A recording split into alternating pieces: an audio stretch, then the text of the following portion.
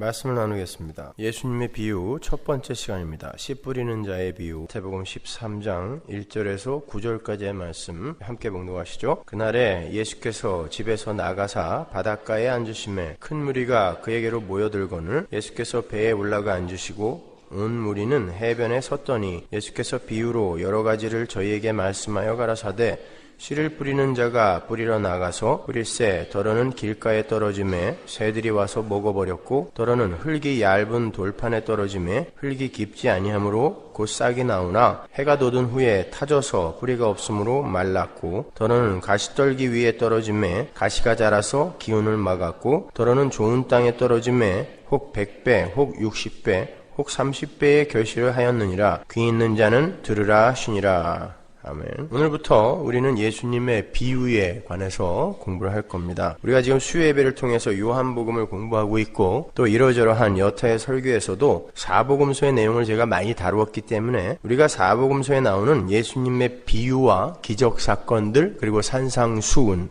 그 정도만 심도 있게 더 공부를 하게 되면 사복음서의 내용을 거의 다 모두 다루는 것이 되기 때문에 제가 우선 예수님의 여러 가지 비유 이야기들을 설교를 하기로 한 것입니다.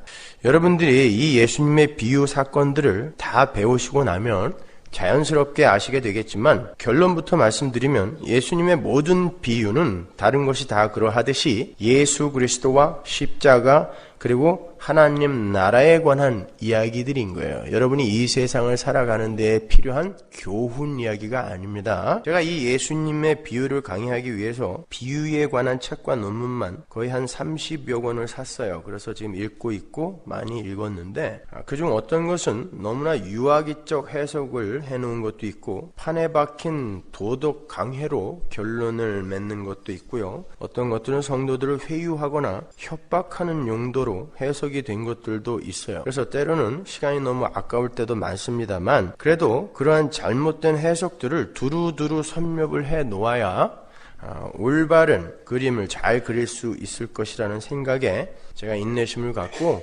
열심히 읽어보고 있습니다. 그러나 여러분에게 분명하게 말씀을 드리지만 그러한 해석들은 성도가 이 세상을 도덕적으로 윤리적으로 종교적으로 아주 성공적으로 인정받으며 살아가는 데에는 도움이 될지 모르지만 예수님의 은혜와 하나님의 사랑을 깨닫는 데에는 전혀 도움이 되지 않는 해석들이에요.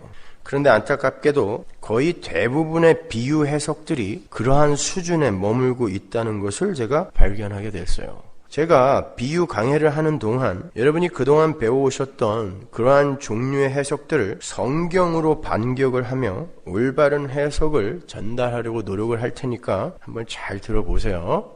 오늘 우리가 첫 번째로 공부할 비유가 씨 뿌리는 자의 비유입니다. 실망하셨죠?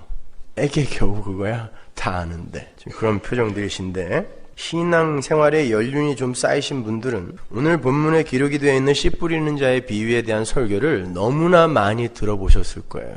그동안 들어오셨던 그 설교들의 대강의 줄거리들을 잠시 머릿속에 한번 떠올려 보세요. 대부분 결론이 뭐였습니까? 설교 시간에 졸지 말고 열심히 노력하여 돌짝밭을 갈아엎고 가시떨기를 제거하여 열매를 풍성히 맺는 좋은 밭이 되자였죠. 그죠?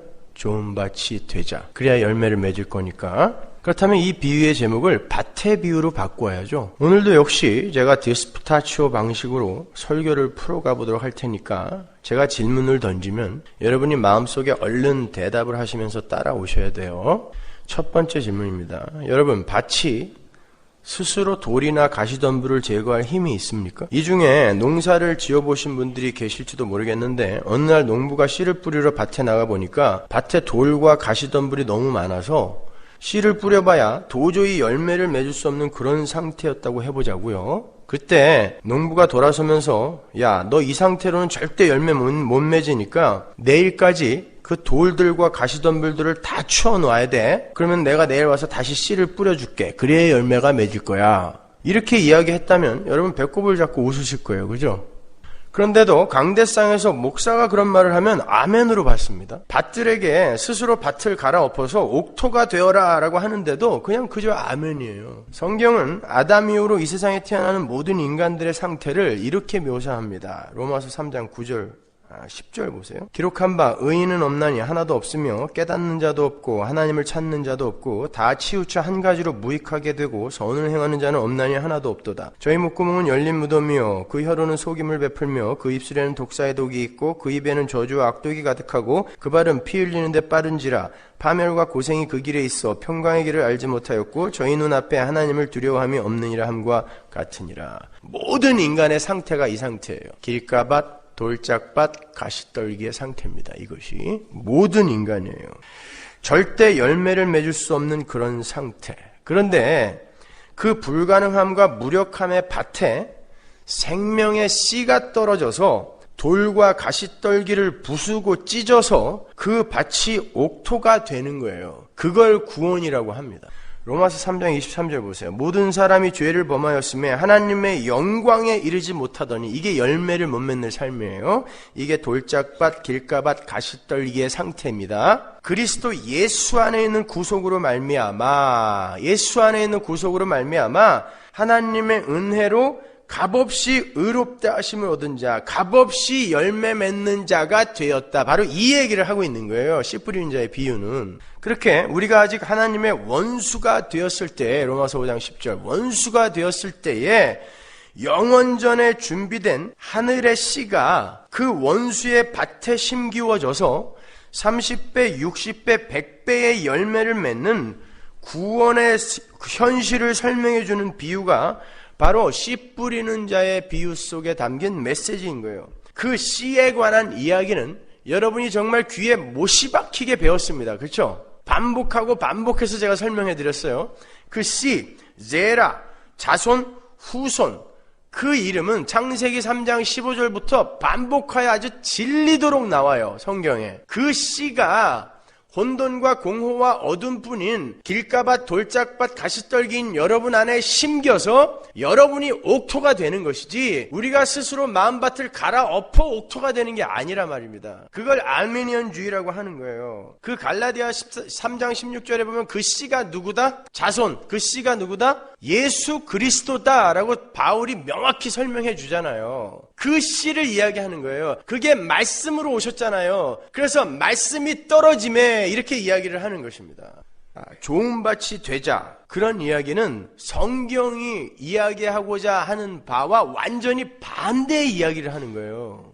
다시 한번 말씀드립니다. 이 씨 뿌리는 자의 비유는 그 자체로 예수 그리스도의 필연성을 강조하는 복음의 메시지인 거예요. 그 자체가 복음입니다. 그래서 예수님께서도 뿌리는 자의 비유를 말씀하시면서 이렇게 말씀하신 거예요. 마가복음 4장 13절. 또 가라사대 너희가 이 비유를 알지 못할진대 어떻게 모든 비유를 알겠느냐. 보세요. 씨 뿌리는 자의 비유를 옳게 이해를 하지 못하면 다른 비유들도 전혀 이해를 못한다라는 이야기예요. 그 말은 모든 비유가 다 같은 이야기를 하고 있는 건데 모든 비유가 예수 그리스도와 하나님 나라에 관한 것인데 지금 이 쉬운 이 씨 뿌리는 자의 비유가 담고 있는 그 예수와 하나님 나라에 관해서도 이해하지 못한다면 분명 너희들은 다른 비유들도 엉뚱한 도덕적 윤리적 교훈으로 오해를 할 것이다. 오해를 하고 말 것이다 라는 그런 말인 거예요. 그러니까 바로 이러한 이유에서 제가 첫 번째 비유 강해 본문을 씨 뿌리는 자의 비유로 택한 거예요. 이거 이해하면 다른 거 다 이해한다면서요. 예수님이 하신 말씀 아닙니까?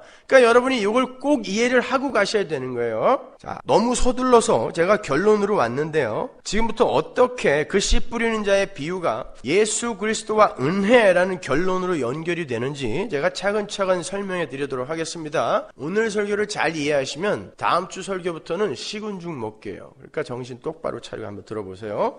먼저 이 씨 뿌리는 자의 비유가 나오게 된 문맥상의 배경을 봐야 되겠죠? 이 씨 뿌리는 자의 비유는 공관복음서에 공히 등장하고 있어요. 세 복음서에 다 들어있습니다. 마가복음에서는요, 예수님의 어머니와 동생들이 예수님을 찾아왔을 때 누가 내 어머니고 누가 내 고륙이냐 라는 질문 다음에 이 비유가 붙어 있어요. 그리고 우리가 오늘 본문으로 채택을 한 마태복음에서도 누가 내 어머니고 누가 내 고륙이냐 라는 질문 다음에 이 비유가 등장해요.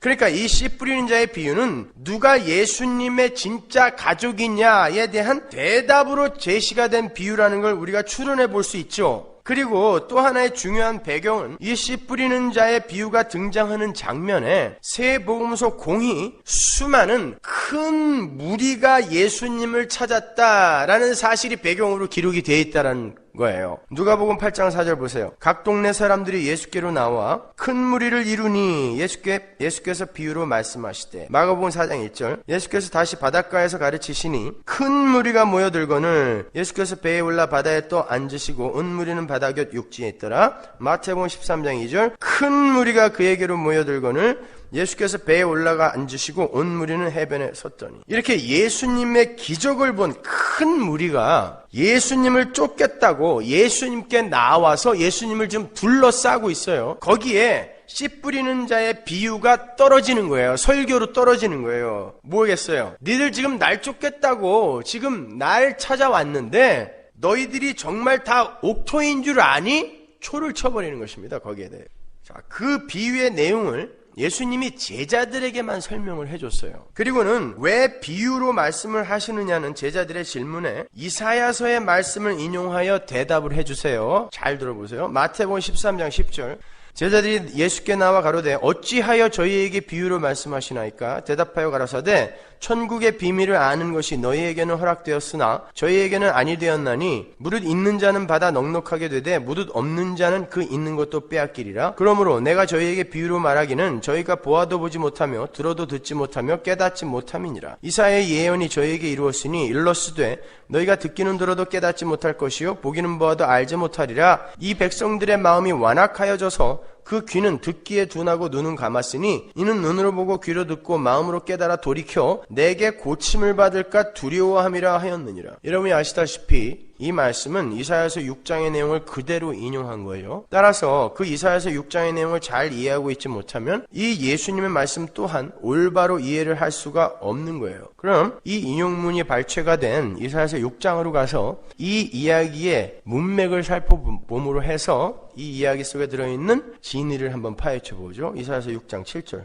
8절 보세요. 내가 또 주의 목소리를 들은즉 이르시되 내가 누구를 보내며 누가 우리를 위하여 갈고 그때 내가 가로되 내가 여기 있나이다 나를 보내소서. 여호와께서 가라사대 가서 이 백성에게 이르기를 너희가 듣기는 들어도 깨닫지 못할 것이요 보기는 보아도 알지 못하리라 하여 이 백성의 마음으로 둔하게 하며 그 귀가 막히고 눈이 감기게 하라. 염려컨대 그들이 눈으로 보고 귀로 듣고 마음으로 깨닫고 다시 돌아와서 고침을 받을까 하노라.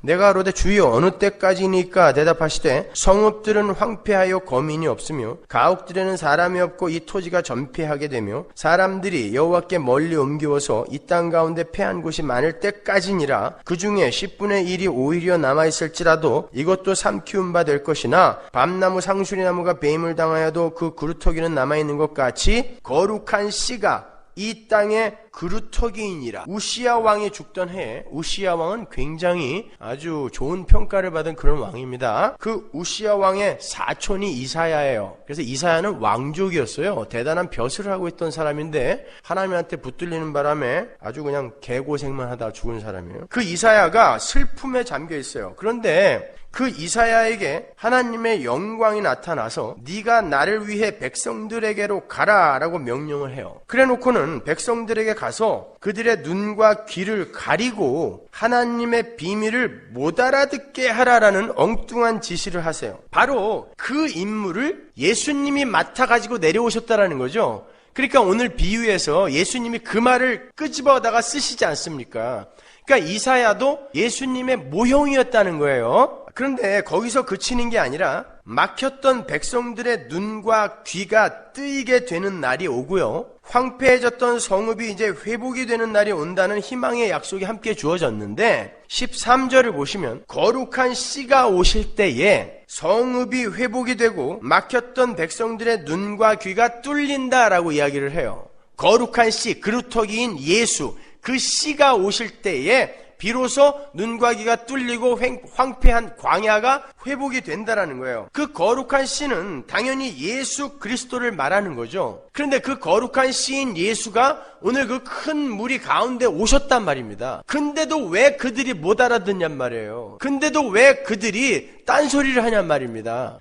여러분, 예수 그리스도의 오심이란 하나님의 은혜로 유효적 부르심, 효과적 부르심 있죠. 그냥 일반적인 부르심 말고 유효적 부르심, 효과적 부르심, 선택, 예정, 그 안에 들어있는 이들, 거기에 참여한 자들에게만 해당되는 거예요. 그들에게만 예수님이 가세요. 예수님의 오심은 그들에게만 적용이 돼요. 그들의 눈과 귀만 열려요. 그들이 바로 교회이고, 오늘 본문에서는 12사도로 모형으로 그려지고 있는 거예요. 그래서 그들만이 예수님에게 해설을 전해 듣고 그들이 이해를 하게 되는 것으로 그려지고 있는 거예요. 물론 그들도 이해를 못했어요. 그러나 성경은 항상 교회에게 어떤 메시지를 준다는 거 잊지 마세요.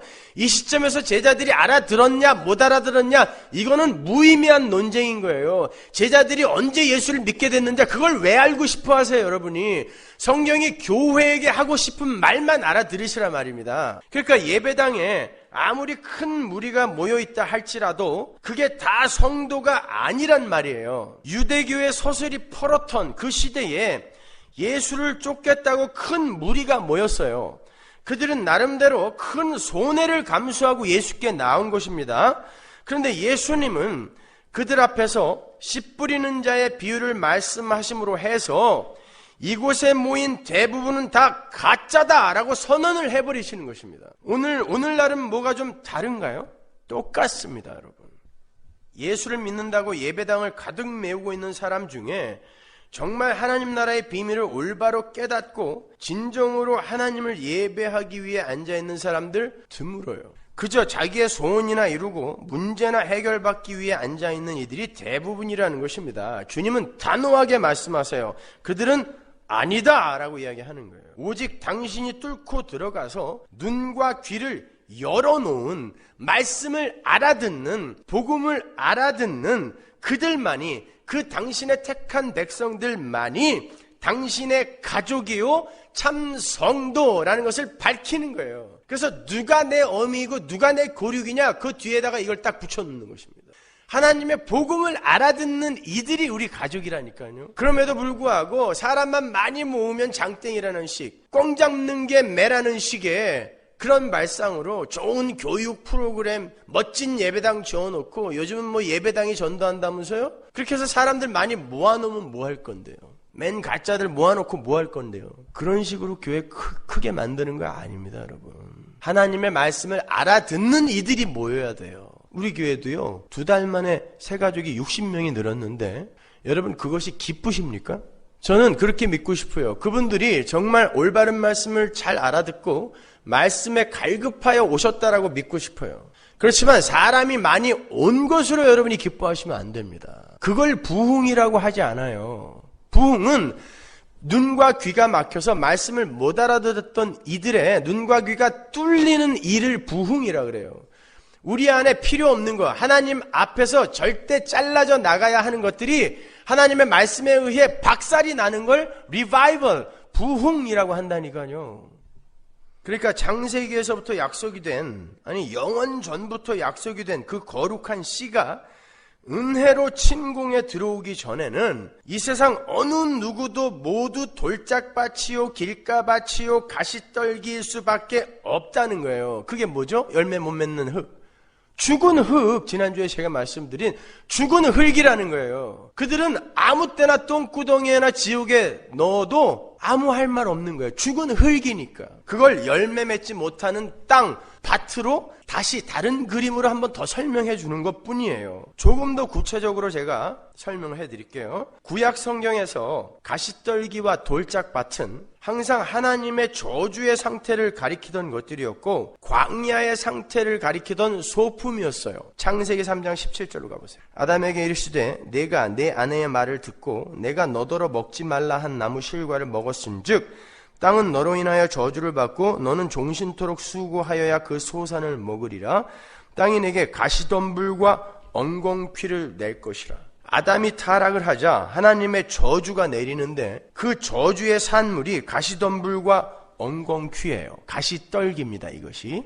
그러니까 땅이 저주받은 이후로 이 세상이 내어놓는 모든 소산, 모든 추수, 과학, 문명, 교육, 이런 모든 소산이 다 뭐다? 하나님과 관계없이 인간들이 내어놓는 그런 멋진 세상의 힘들이 다 뭐예요? 가시덤불과 엉겅퀴라는 거예요, 그것이. 근데 하나님과 아무 관계도 없이 그런 것들을 많이 끌어모으는 걸 복이라고 한단 말입니다. 그건 가시덤불과 엉겅퀴, 저주를 쌓는 거라니까요. 근데 하나님을 알려고 하지 않고 예배당에 와서도 하나님에 대해서 배우려고 하기는커녕 그냥 자기들이 원하는 세상의 가시덤불과 엉겅퀴만을 구하는 게 오늘날 교회의 현실 아닙니까?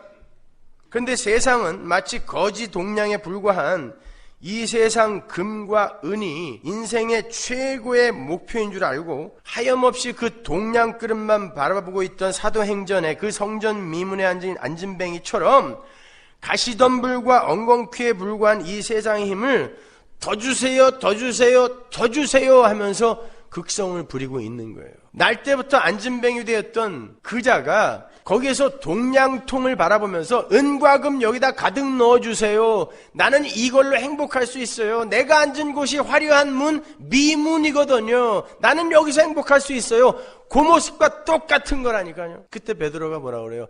은과 금은 내게 없어. 그러나 내가 너한테 진짜 좋은 거 줄게. 일어나 걸어라! 이야기하는 것입니다. 생명을 얻어야 되는 거예요, 죄인들은요. 성경이 그 가시덤불과 엉겅퀴를 어려운 말로 진려와 형극이라고도 번역을 합니다. 이사야서 7장 23절 보세요. 그날에는 천주에 은 1,000개의 가치 되는 포도나무 있던 곳마다 진려와 형극이 날 것이요. 엄청난 그 포도나무가 있던 곳에 전부 가시떨기, 가시덤불만 난대요. 엉겅퀴만 난대요. 온 땅에 진려와 형극이 있으므로 살과 활을 가지고 그리로 갈 것이요. 보습으로 살던 산에도 진려와 형극 까닭에 두려워서 그리로 가지 못할 것이요. 그 땅은 소를 놓으며 양에 밟는 곳이 되리라. 진려와 형극, 가시떨기, 가시덤불 계속 나오고 있죠.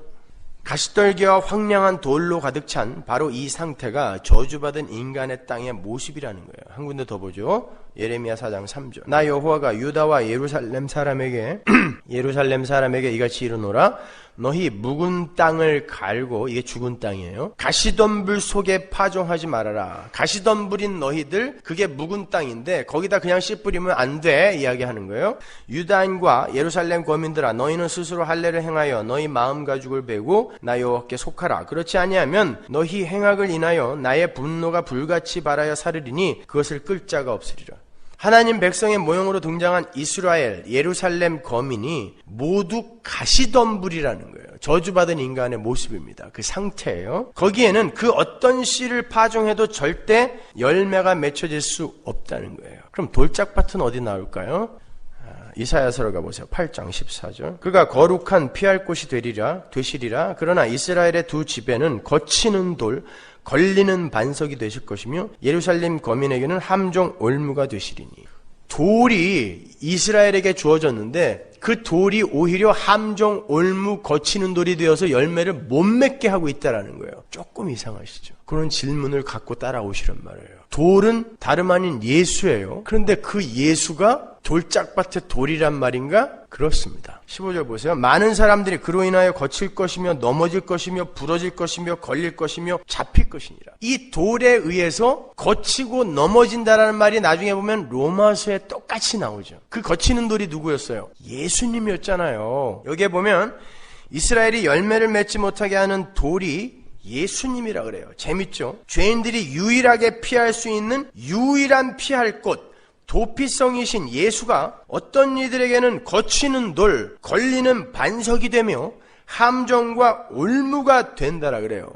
이게 가시떨기요 돌짝밭의 상태예요. 이렇게 은혜의 예수가 가시떨기가 되고 돌짝이 되는 은혜의 예수가 은혜가 되지 않고 가시떨기가 되고 돌짝이 되는 그런 무리들의 사고의 중심, 인본주의인 것입니다. 그것이 은혜가 되지 못해요. 그 안에 은혜가 떨어지게 되면. 그러니까 쉽게 설명을 하자면 가시덤불과 돌들로 인해서 전혀 열매를 맺을 수 없는 죄인들의 마음밭은 지난주에 제가 설명해드린 생명나무 실과를 지키는 두루 도는 화염검과 그룹들로 인해서 생명나무로 전혀 접근할 수 없는 저주받은 인류의 모습을 보여주는 거예요. 그런데 생명나무 실과를 숨기신 분이 누구죠? 하나님이 숨기셨잖아요. 하나님이 숨기시고 두루도는 화염검과 그룹으로 그걸 지키게 하셨단 말입니다. 그리고 그 생명나무 실과 그 지성소를 가리고 있던 휘장이 누구였어요? 예수님이었죠. 히브리서에 보면은. 그러니까 가시떨기와 돌짝은 엄밀히 말해서 예수 그리스도 자신인 거예요. 예수 그리스도 자신이 못 알아듣게 하는 거예요. 가시떨기와 돌짝이 되어서 못 알아듣게 하는 거예요. 모든 인류의 마음속에 들어가서 못 알아듣게 하는 거예요. 예수 그리스도가 가시떨기와 돌짝으로 죄인들에게 오셔서 그들의 눈과 귀를 막고 절대로 생명나무 실과를 먹을 수 없게 만드신다는 거예요.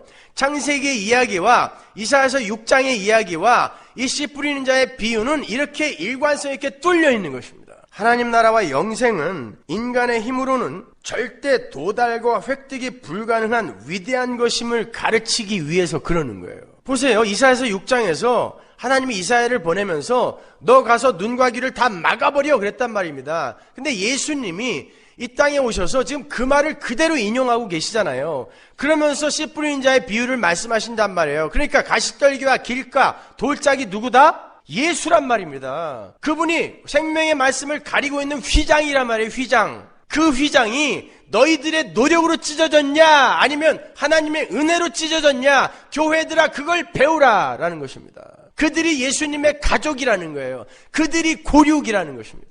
자, 그 말은 하나님의 은혜를 깨닫고 배우는 그 선악과라는 프로베이션 기간을 거치지 않은 자들, 즉 하나님의 은혜 밖에 있는 자들은 절대로 하나님 나라에 들어가서 영생의 삶을 살 수 없다는 것을 애둘러 표현하고 있는 거예요. 그들에게 생명의 씨가 은혜로 뚫고 들어가는 것입니다. 그리고는 그 속에서 죽는 거예요. 그 말은 절대로 죄를 용납할 수 없는 하나님의 공의 못 알아듣게 해야 돼요. 죄는 못 알아듣게 해야 돼요. 그게 하나님의 공의잖아요. 못 알아듣게 하라. 이게 하나님의 공의인데 그 공의 자체가 예수란 말입니다. 예수가 맡고 있는데 예수가 뚫고 들어가 그 공의 자체가 죽어버리는 거예요. 가시떨기와 돌짝으로 사람들의 눈과 귀를 막고 있던 그 공의가 들어가서 죽어버리는 거예요.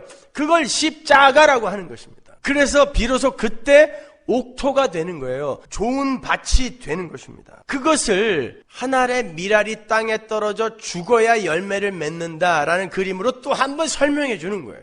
그 밀알이 씨란 말입니다. 씨. 요한복음 12장 23절 보세요. 예수께서 대답하여 가라사대 인자의 영광을 얻을 때가 왔도다. 내가 진실로 진실로 너에게 이르노니 한 알의 밀이 땅에 떨어져 죽지 아니하면 한 알 그대로 있고 죽으면 많은 열매를 맺느니라. 열매 이야기가 여기 또 나오잖아요. 씨가 심겨져서 죽어야 돼요. 죽어야 돼요. 가시떨기와 돌짝이 죽어야 돼요. 그게 죽어야 열매 맺는 옥토가 좋은 밭이 된단 말입니다. 예수 그리스도의 은혜의 복음, 십자가의 복음을 설명하는 거예요. 씨 뿌린 자의 비유는. 그렇게 밭이 스스로 옥토가 되어서 열매를 맺는 게 아니라 한 알의 씨가, 능력의 씨가 땅에 떨어져 죽어야 30배, 60배, 100배의 열매를 맺는다는 거예요. 그 말은 하나님의 공의가 예수의 죽음으로 채워지게 된다는 뜻이에요. 인간 측의 그 어떤 공로나 노력이나 자격이나 열심도 거기에 단 1%의 기여가 안 된다는 것입니다. 우리는 그렇게 하나님의 은혜의 씨에 의해서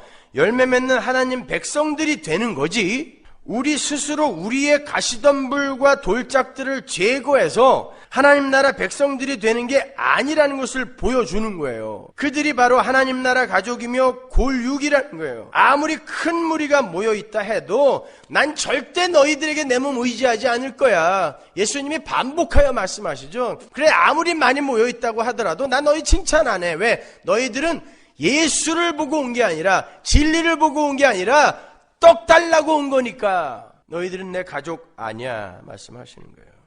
예수님은 당신의 육적 어머니, 육적 형제들을 바로 그 씨 뿌리는 자의 비유 앞에서 부정해버리심으로 말미암아 누가 내 어머니냐? 그건 예수님이 불효자라서 무례해서 그렇게 말씀하신 거 아니에요. 교회에게 뭘 설명해주기 위함이에요. 누가 내 어머니냐? 누가 내 형제야? 라고 이야기하심으로 해서 하나님 백성들의, 하나님 나라 백성들의 조건과 자격을 단호하게 규정시켜버리는 거예요.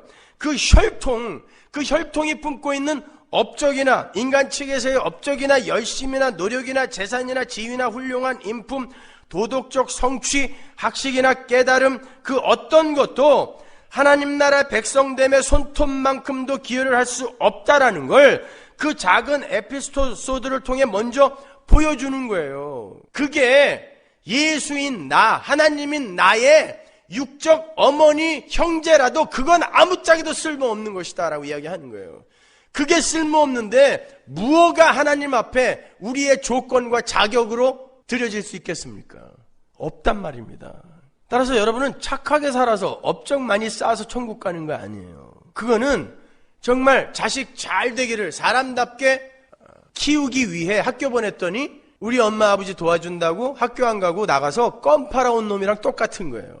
졸업식 때 갔더니 애가 한 5,000원 들고 교문 앞에 서 있어. 뭐냐 너? 자신네 학교 안 다니고 엄마 아버지 도와주려고 6년 동안 껌 팔았어요. 그건 죽죠 그냥 거기서. 근데 예배당에서 그 짓들을 하고 있단 말입니다. 뭔가 하나님께 자기가 보답을 한대요. 그리고 그 일이 하나님께 자격과 조건으로 받아들여질 거라고 생각하고 있는 것입니다. 그걸 자기 의라고 한단 말이에요, 여러분. 그러한 복음의 현실을 사도 바울이 호세아서와 이사야서를 동시에 인용을 해서 이렇게 설명을 해요. 로마서 9장 25절. 호세아 그래도 이르기를 내가 내 백성 아닌 자를 내 백성이라. 내 백성 아닌 자가 뭐죠? 가시떨기 돌짝밭. 내 백성이라. 이게 뭐예요? 옥토. 사랑치 아니한 자를 뭐예요? 가시떨기 돌짝밭 사랑한 자라 부르리라. 이게 복음입니다. 사랑받는 자가 되어지는 게 아닙니다. 그냥 돌짝이고 가시떨기인데 하나님이 뚫고 들어가서 사랑하는 자로 만들어 버리는 거예요. 너희는 내 백성이 아니라 한 그곳에서 로암미 너희가 살아계신 하나님의 아들이라 부름을 얻으리라 함과 같으니라. 어떻게 더 명확히 설명을 해줘요. 또 이사야가 이스라엘에 관하여 외치되 이스라엘 뭇자손의 수가 비록 바다의 모래 같을지라도 나오죠. 큰 물이 남은 자만 렘넌트만 구원을 얻으리니 12명 12제자 주께서 땅 위에서 그 말씀을 이루사 필하시고 끝내시리라 하셨느니라. 또한 이사야가 미리 말한 바 만군의 주께서 우리에게 씨를 남겨두시지 아니하였다면 우리가 소돔과 같이 되고 고모라 같았으리로다 함과 같으니라. 수많은 큰 무리 중에 남은 자가 돌아왔는데 그 남은 자가 스스로 뭔가를 해서 돌아온 거예요. 씨 때문에 돌아왔단 말입니다. 씨 때문에.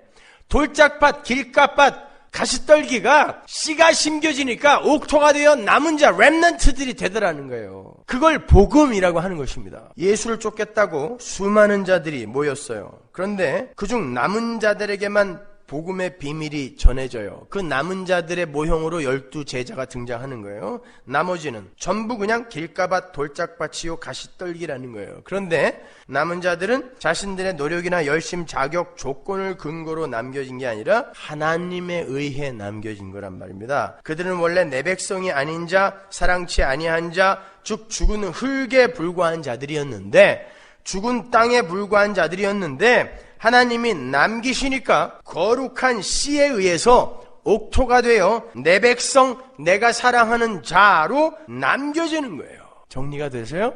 그러나 하나님의 거룩한 씨가 심겨지지 않은 자들은 어떻게 되죠? 오히려 예수라는 가시덤불과 돌짝에 의해서 멸망의 자리로 가게 되는 거예요. 그게 은혜 밖에 있는 자들이에요.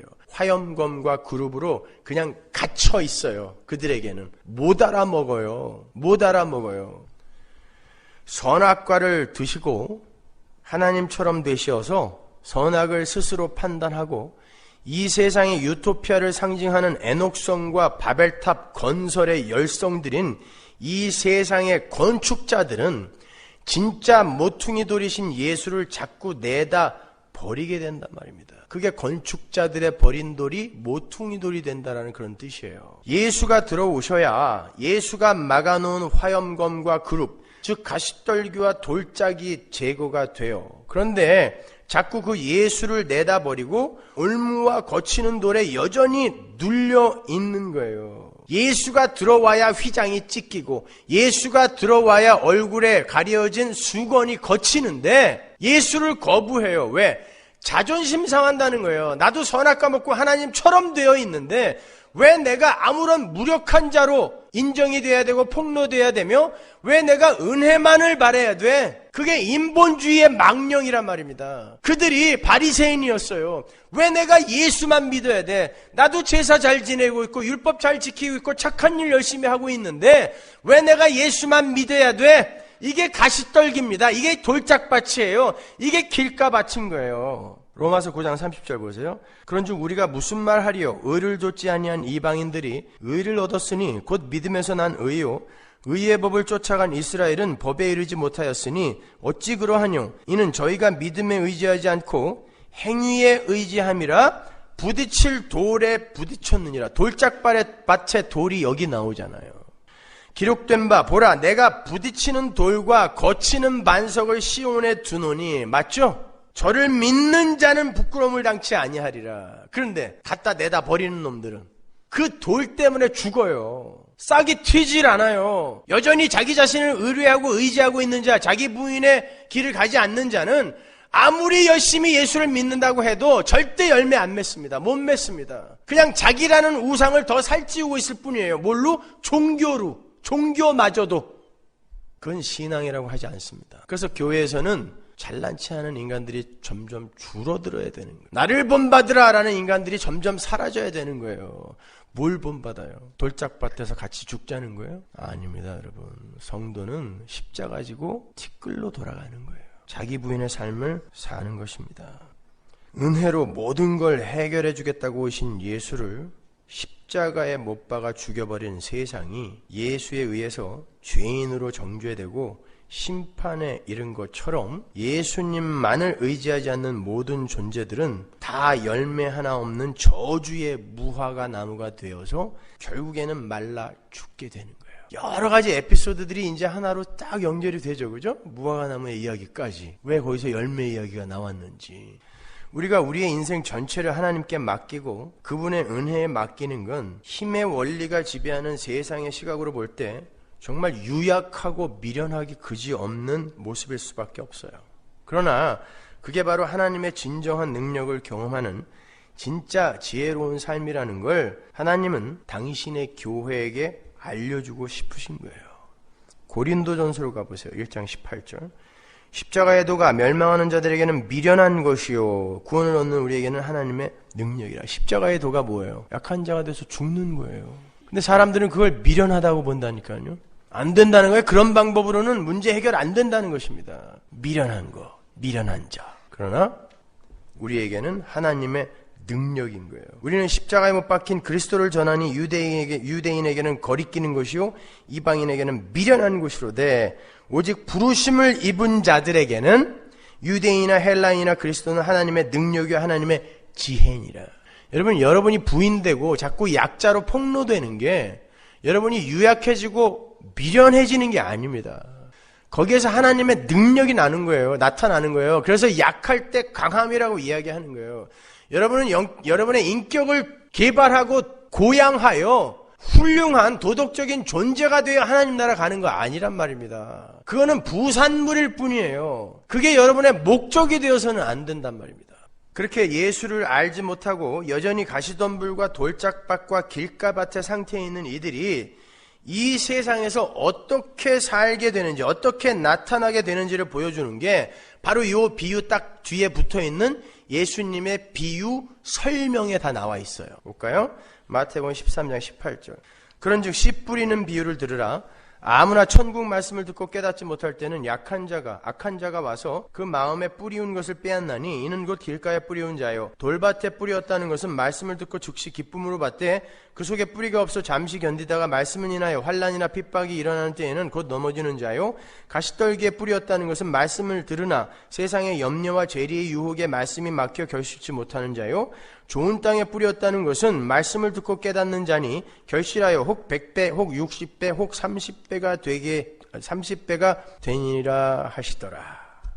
예수님께서 길가밭, 가시떨기, 돌짝밭의 상태를 설명해 주는데 먼저 길가밭은 천국 말씀이 떨어지게 되면 악한 자가 와서 그 말씀을 얼른 빼앗아가는 상태라고 이야기를 해요. 예전에 어떤 부흥사가 길가밭을 설명하면서 설교 시간에 조는 사람을 예로 들었어요. 말씀이 떨어지는데 마귀가 졸음을 주어서 말씀이 하나도 귀에 못 들어가도록 미혹한다는 거예요. 그러니까 절대 졸지 말라는 거예요. 졸음이 오면 이쑤시개를 갖고 눈꺼풀을 찌르래요. 그리고 이렇게 커튼처럼 이렇게 쳐놓으래요. 천막처럼. 피곤하면 졸 수도 있는 거죠. 여러분, 예수님이 고작 설교 시간에 졸지 말라는 말씀을 하시기 위해서 이런 비유를 드셨겠습니까? 그렇다고 대놓고 졸고 그러지 마세요. 길가밭의 상태는 그런 정도를 이야기하는 게 아니에요. 더 심각한 상태를 이야기하는 것입니다. 그 상태를 잘 표현해주는 예가 창세기에 나와요. 창세기 19장 12절. 그 사람들이 롯에게 이르되 이 외에 내게 속한 자가 또 있느냐? 내 사위나 자녀나 성중에 내게 속한 자들을 다 성 밖으로 이끌어내라. 그들에 대하여 부르짖음이 여호와 앞에 크므로 여호와께서 우리로 이곳을 멸하러 보내셨나니 우리가 멸하리라. 롯이 나가서 그 딸들과 정혼한 사위들에게 고하여 이르되 여호와께서 이 성을 멸하실 터이니 너희는 일어나 이곳에서 떠나라 하되 그 사위들이 농담으로 여겼더라. 계시가 떨어졌는데 어떤 이들은 농담으로 여기더라는 거예요. 왜 농담으로 여겼을까요? 사위들이 소돔이 좋았거든요. 고모라가 좋았어요. 만족스러웠습니다. 자기들이 얻고자 하는 쾌락이 다 있었고 자기들이 원하는 번영과 성공이 거기 다 있었어요. 그러니까 거기에 말씀이 떨어졌는데 그 말씀을 농담으로 여기더라는 것입니다. 그게 길가밭인 거예요. 여러분이 이 세상의 힘을 많이 얻어내는 것을 목적으로 하여 그리고 그것을 얻어낸 것으로 만족하고 살고 있잖아요. 여러분 마음에 하나님의 말씀이 필요가 없어요. 복음이 왜 필요 있어? 내가 지금 복된데, 내가 지금 복된 상태인데 복음이 왜 필요해요? 그게 길가밭이에요. 아울러 바리새인들처럼 자신의 삶과 행위에 대해서도 자족하며 사는 자들 또한 길가밭의 상태예요. 바리새인들은 세일이나 창기들을 보면서 하나님 저는 저들과 같지 않게 이렇게 신앙 좋게 살게 해주셔서 감사해요 그랬다니까요. 예수님이 그를 보고 뭐라 그랬어요? 이 독사의 새끼야, 네가 마귀다 그랬단 말입니다. 왜? 나는 이렇게 살고 있으니까 예수 그리스도라는 말씀, 복음이 필요가 없어요 나한테. 그러니까 때려 죽인 거 아니에요. 내가 잘 살고 있는데 복음이 왜 필요해? 내가 여기서 행복하게 살고 있는데 왜 자꾸 나가라고 그래? 왜 come out my people? 왜 나오라고 그래? 난 애굽이 좋은데, 갈대아가 좋은데, 바벨론이 좋은데 왜 나오라고 그래 나보고? 복음이 농담처럼 여겨지는 것입니다. 따라서 여러분 이 세상을 살면서 너무 행복한 분들, 여러분들에게 복음이 제대로 안 떨어집니다. 그래서 견딜 만큼 여러분에게 이런 불행을 주시는 거예요. 복음 들으라고. 그게 길가밭입니다, 여러분.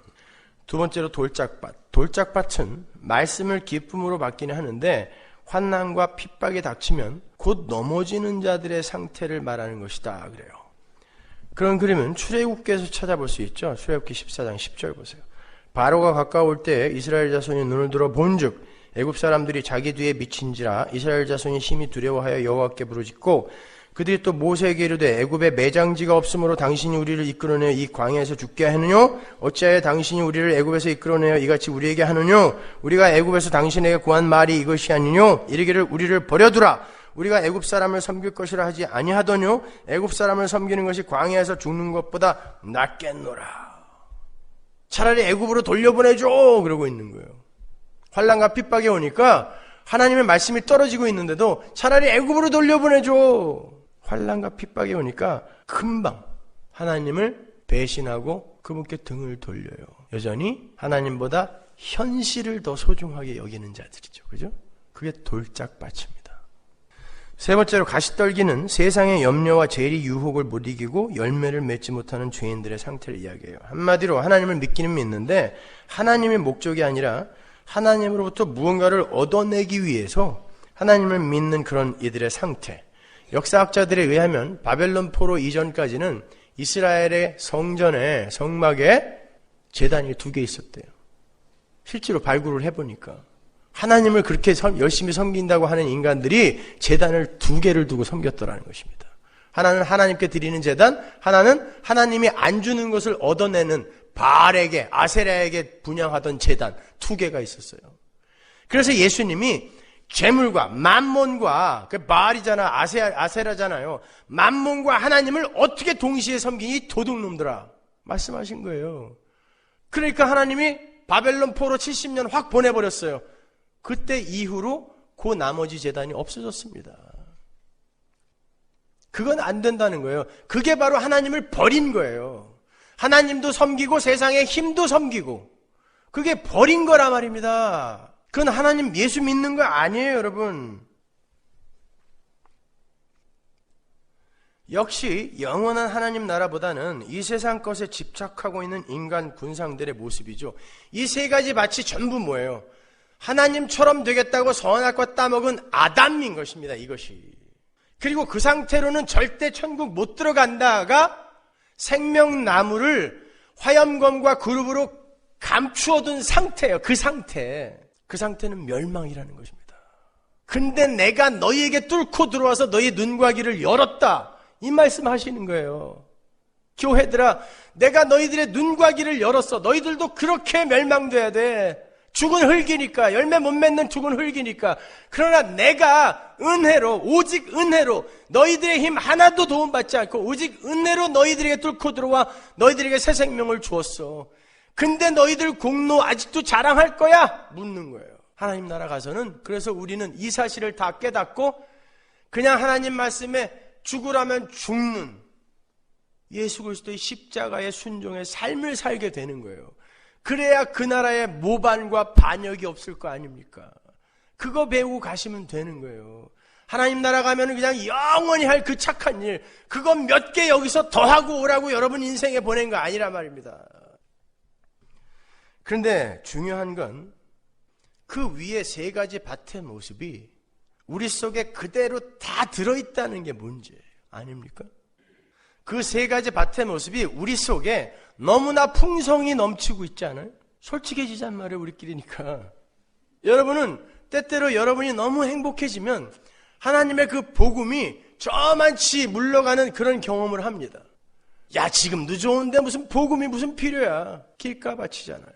환난과 핍박이 오면은 도대체 내가 당신한테 얼마나 희생을 했는데 나에게 이렇게 대우를 하냐고 하나님께 삿대질도 해요. 돌짝밭이죠. 경제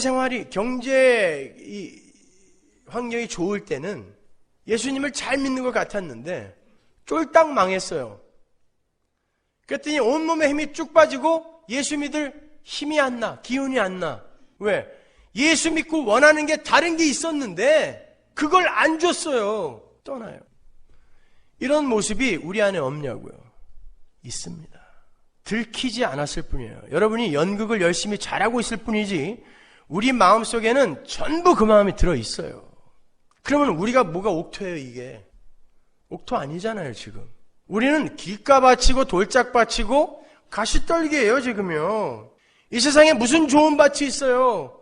그리고 좋은 밭이 되었다고 해도 바로 그 밑에 알곡과 가라지에 비유해 보면 그 좋은 밭에 알곡이 맺혔는데 그 밭에 마귀가 와서 가라지를 뿌리고 가요.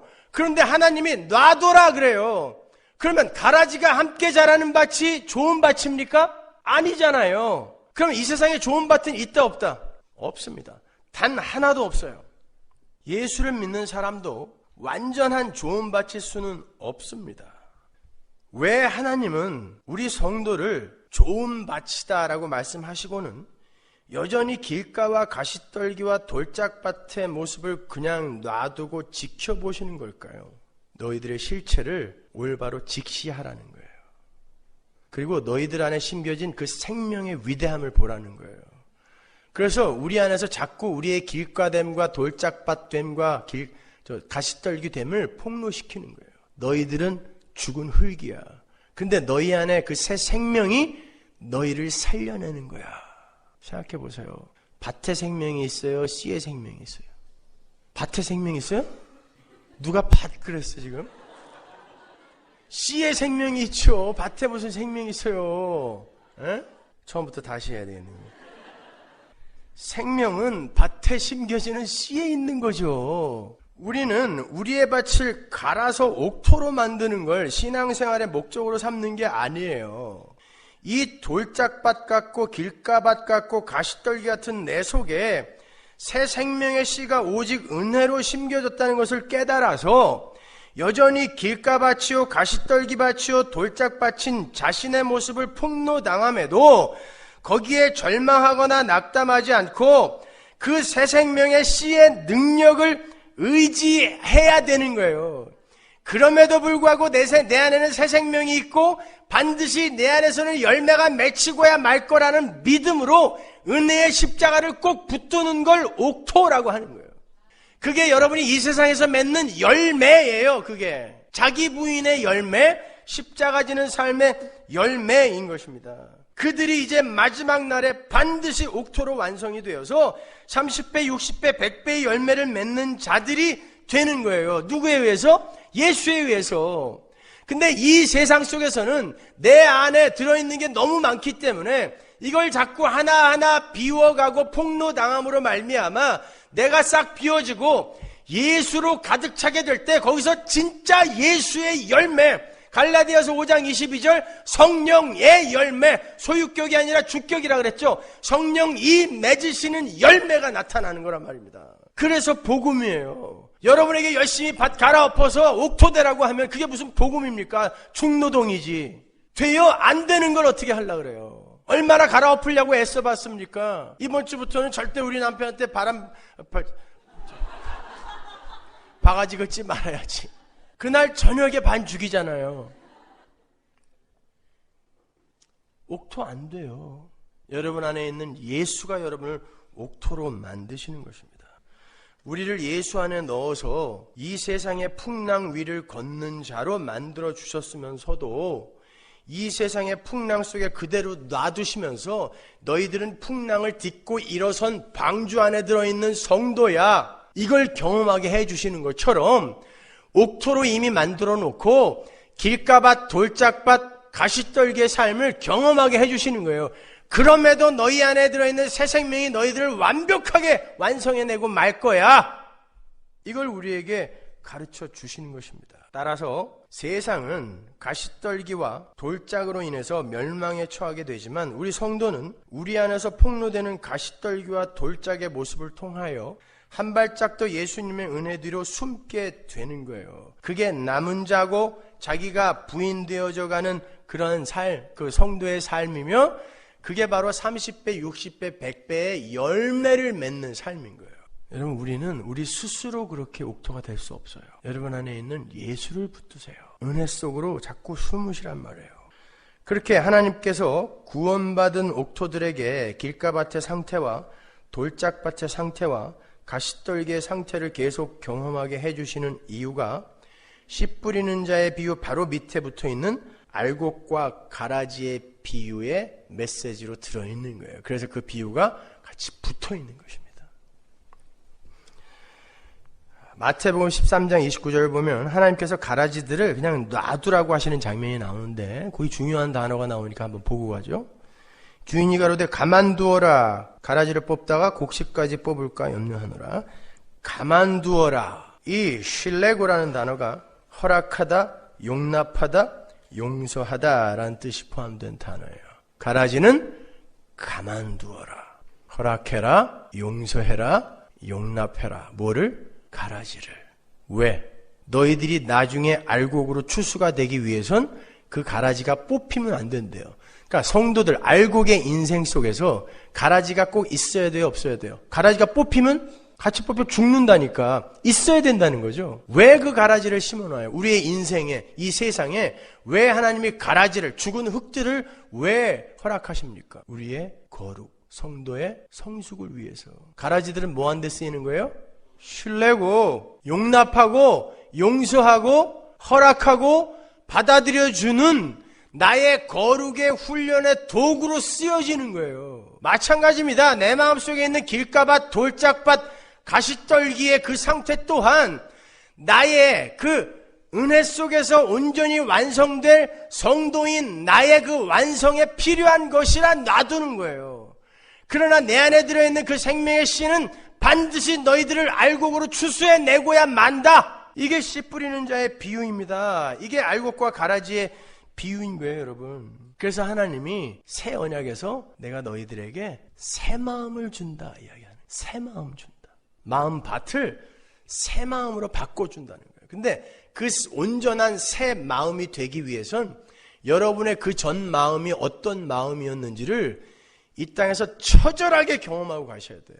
그래야 그 새 마음이 얼마나 소중한지를 알죠. 그래서 길가밭, 돌짝밭, 가시떨기의 그 옛 마음을 여러분이 아주 뼈에 사무치게 경험하고 가셔야 돼요. 여러분이 가끔 실수하고 좌절하고 절망할 때, 실패하는 삶을 살 때 하나님 앞에 너무 죄송하죠. 그리고 그 삶이 행복하지도 않아. 잠깐 쾌락을 맛봤는데 그것 때문에 몇 달, 몇 년을 죄책감으로 고생해요. 책지적 죄책, 벌치적 죄책은 사망, 그건 없어졌지만 책지적 죄책이라는 게 우리에게 남아있어요. 책지적 죄책이라는 건 그 일을 저질름으로 말미암아 내 안에 들어있는 내 안에 남아있는 그 괴로움, 고통스러움, 성도에게만 있는 그걸 왜 남겨두셨겠냐고요. 돌짝밭, 가시떨기, 길가밭의 상태가 얼마나 고통스러운 건지를 너희들이 한번 경험해보라는 거예요. 잠깐은 행복했을지 모르지만 어떤 결과가 너희의 삶에 초래되는지 보라는 것입니다, 여러분. 자, 그렇게 우리의 인생 속에 가라지들이, 길가밭, 돌짝밭, 가시떨기들이 우리의 완성을 위해 소품으로, 하나님의 도구로 쓰여지고 있습니다. 그 상황 속에서 여러분은 예수를 붙드셔야 돼요. 십자가를 붙드셔야 돼요. 그래서 예수와 십자가를 배우고 또 배우고 또 배우셔야 돼요. 성령은 이 땅에 여러분의 그 눈과 귀를 열으러 오신 것이지, 여러분에게 무슨 입에 거품이나 물고 쓰러졌다 일어나는 이런 거, 다른 종교에도 다 있는 거, 그런 거나 경험하게 해주시기 위해 오신 분이 아니라 말입니다. 정 그런 게 보고 싶으시면 나중에 저한테 한번 오세요. 제가 한 30cm 떠드릴게요. 여러분 눈앞에서.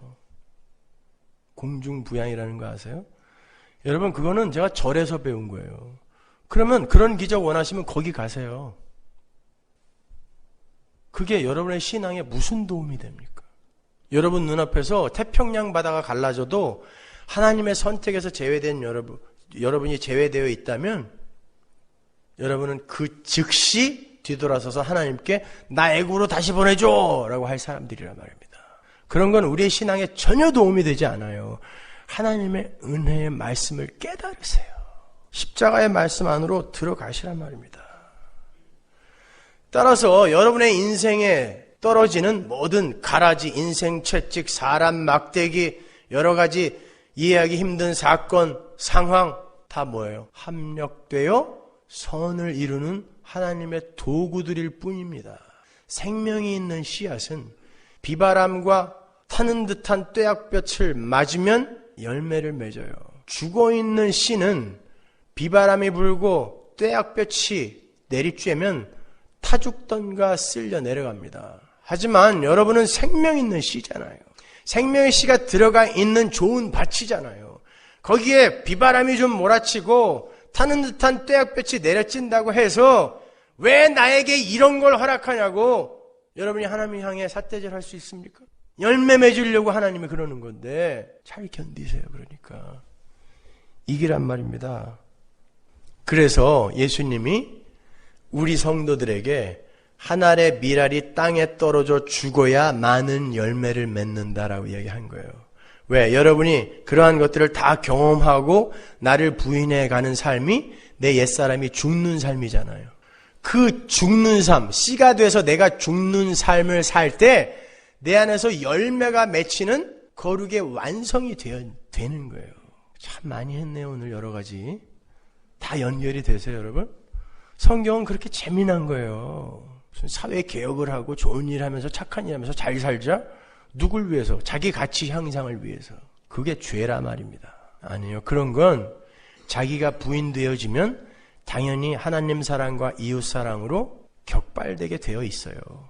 그때까지 가만히 있으세요. 좀 참아주세요. 그 홍해 앞에서 이스라엘이 야 애굽으로 차라리 돌아가자. 죽을 데가 없어서 우리가 여기까지 와서 죽냐? 야 돌아가자 모세야. 그랬을 때 모세가 뭐라 그랬어요? 야 이놈들 열심히 가르쳐야 되겠네 이거. 야 니들 마음밭을 다시 갈아엎어야 되겠다. 이랬습니까? 너희는 가만히 있어. 주가 하나님됨을 알지어다. 너희는 가만히 있어. 주가 하나님됨을 알지어다. 촛불 들고 나가서 사회개혁하려고 하지 말고 가만히 있어. 주가 어떻게 이 세상을 이끌어가는지 니들이 한번 봐라. 그리고 너희들 마음속에 정말 하나님의 백성으로서 해야 할 일이 눈앞에 보이거든 그때 겸손하게 숨어서 해라. 그게 우리 안에 있는 예수가 드러나는 진짜 선인 거예요. 뭘 그렇게 할 일들이 많아요, 이 시대의 교회는. 그래서 사도 바울이 나는 날마다 죽는다 그런 거예요. 날마다 죽어야 날마다 부활할 거 아닙니까? 내 속에 새 생명이 있는데 내 옛사람 때문에 이 새 생명이 발휘가 안 돼요. 근데 내가 날마다 죽으면 새 생명이 날마다 조금씩 살아나죠. 그래서 우리는 날마다 죽고 날마다 부활해요. 자면서 하나님 오늘 나 떼짱 덥습니다. 일어나면서 아이고 부활했네요. 이게 성도의 삶이에요. 누가 우리의 내일을 보장해 줍니까? 매일 죽는 거예요. 매일 티끌됨을 인정하고 부인하는 거예요. 하나님 저 꼭 붙들어 주세요. 열심히 기도하면서 그냥 그 길을 가는 것입니다. 여러분의 열매가 뭐라고요? 자기 부인과 십자가예요. 그리고 여러분의 삶에 나타나는 티끌됨, 돌짝밭, 가시떨기, 길가밭의 모습, 가라지됨의 모습, 그 속에서 열심히 폭로당하시고 여러분의 실체를 폭로당하시고 거기에서 예수의 십자가를 더 굳게 붙드십시오. 그게 착한 삶이고 열매 맺는 삶이에요. 씨 뿌리는 자의 비유 이해가 가셨죠?